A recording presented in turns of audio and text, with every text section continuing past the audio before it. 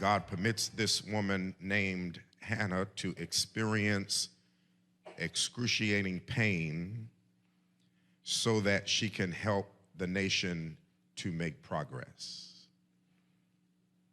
In fact, she's going to hurt so deeply that she has nothing else in life to pray about except what causes her such hurt. She's married to a guy named Elkanah, and he has another wife named Peninnah.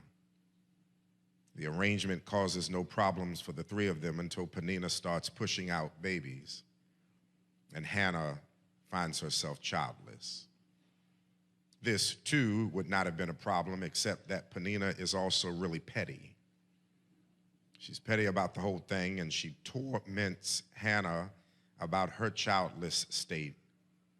And then to add insult to injury, Elkanah communicates to Hannah that he doesn't understand why she's so upset. And Hannah is so deeply hurt that it pushes her to go to church, where she can only find it a matter of prayer. And she does, and her prayer is pretty clear. She wants a child. And her mouth is moving in prayer, but no audible sounds are being heard, and it catches the discerning eye of the temple pastor priest Eli, who hears Hannah's heart, prays for her, feels discerning enough to tell Hannah that God's will has her request in mind. And he tells her God is going to grant you the desire of your heart. This story is dramatic, isn't it? In fact, the story is dramatic enough to hang out right there in the middle of all this drama. Elkanah loves Hannah but doesn't understand her pain. In his mind, the sound of children running around should be enough for her, even if the children are not from her womb. Old petty Peninnah every year provoking Hannah about her childless state when the family travels up together for worship. Eli, seeing Hannah pray but hearing no words, and his initial thought is that woman must be drunk.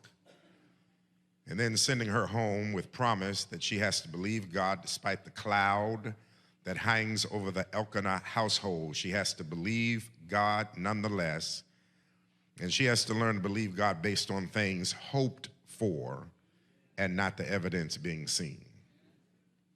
And despite all this drama, Mount Ararat, Hannah's hurt is either orchestrated, allowed, permitted by God, because she is to be the person to give birth to a significant prophet named Samuel, who is going to be the singular and significant person to bridge the gap between the period of the judges and the establishment of the monarchy.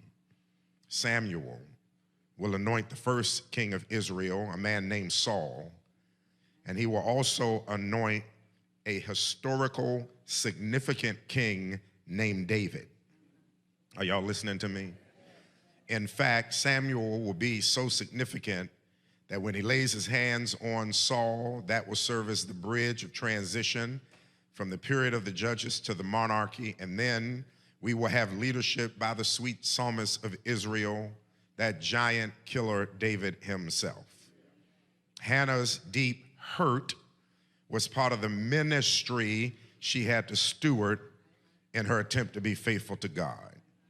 In order to accomplish God's will in and through her life, she's going to birth a son whose life will affect the people of God forever. And to get her to be the exact personality and spirit and disposition that she needs to be, God allows her to hurt deeply. That very interpretation of hurt forces me to have to announce to us that hurt is a tool God uses to accomplish his will. There was only 3 amens. I'll say it again. That God uses hurt to accomplish his will. And this is really the way all of us should think about our hurts and pains, no matter the origin, no matter the source, no matter the pain itself. We cannot avoid hurt in life, no matter how holy we are. And we also have to process it spiritually, because if we don't, hurt will make us resent our lives, hate the people around us who perpetrate or antagonize or who are ambivalent about the hurt that is gripping us so tightly. And I know that some of us are trying to overcome hurts. Others of us are trying to manage hurt. And some of us are panicking because it's been so peaceful and so pain-free that we know hurt must be trying to hunt us down. And it forces us to have to deal with this as a spiritual discipline, the importance and necessity of thinking about our hurts spiritually. You have to, because God is sovereign even in our pain. His purposes for our lives are not surrounding our hurts, are not peripheral to our hurts. His purposes incorporate our hurts in life. The Lord's will has periods in our lives where only hurt can deliver us to a place where God's will can be extended. Do I have a witness here? And we have to think about our hurts spiritually. And this is what Hannah teaches us. She teaches us, Mount Ararat, that you can't settle in life where there are only signs, because signs are not destination. Don't ignore God based on the faulty interpretation of people around you, nor the frustration your hurts have caused that are already festering. And here's my point. It's really nice when you read this story that Elkanah is even thinking about Hannah's pain enough to offer her a double portion of resources and Peninnah a single portion. It's his way of saying, I know your pain. I understand your hurt because you don't have a child. So I'm going to give you a double portion. It's a sign that her hurt is not being ignored. But it's not a destination. The destination is what? I'm going to start all over again, the opening hymn. The destination is a child, not a double portion. Are y'all ready to study in here? All right, let me start all over. Hannah is childless. Peninnah is pushing out babies. Peninnah is petty. So every year on the way up to worship, while the family is making their trek, Peninnah is taunting Hannah because she has children and Hannah does not. Hannah's hurt pushes her to church where all she can do while she's there is pray, and she can't even release audible words. Pastor priest Eli sees her mouth moving, interprets her as being intoxicated. When she shares her heart, the only thing she must share is the agony of not being able to push out any children, because the only thing Eli ministers to her around is connected to her childless state. And he says, go home, God has heard your prayer, and you will have a child. When she gets home, what does Elkanah do? He gives her a double portion. It's a sign, but it's not the destination, meaning she cannot be satisfied with just the sign when the destination is to have a child. In between, she now knows that God is not ignoring her.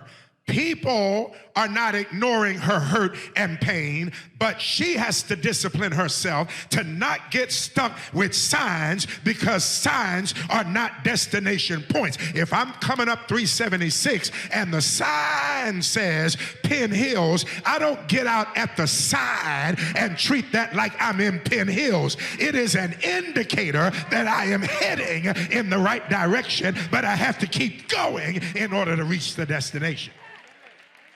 And here is the discipline. Accept the signs, but don't settle there. Elkanah giving her a double portion is nice. It's an acknowledgement, but it's not a destination. Elkanah thought a double portion would erase for her the real desire of her heart, but it's God intervening in Hannah's life. Now, you may ask me, why does God do this? Does God have the right to do this? How should I respond when God allows this? Well, signs are validating points, tools of encouragement, motivators not to quit, stimulants to inspire prayer, productive spaces to express frustrations.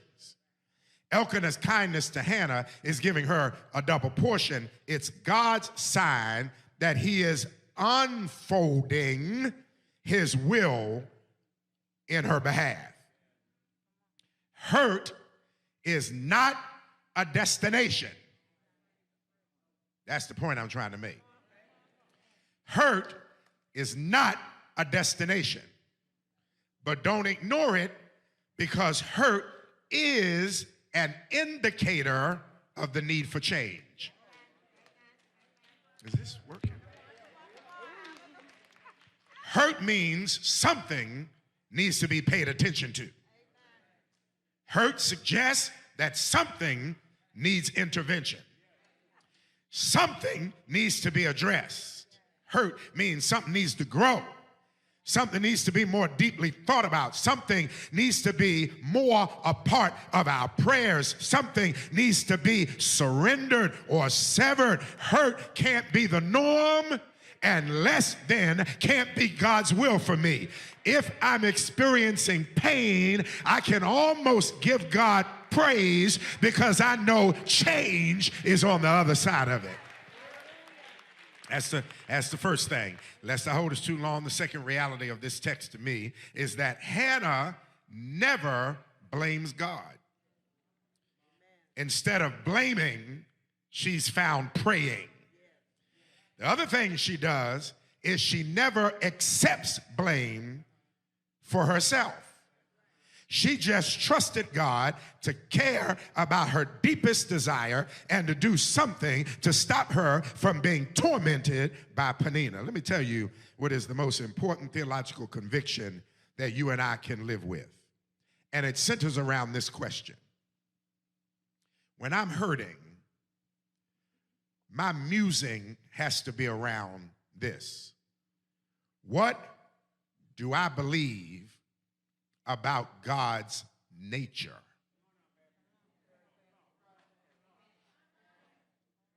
Not His actions, but His nature. Not His timing, but His nature. Is anybody here listening to me? It's the most essential question you have to ask yourself when the righteous suffer and the wicked prosper.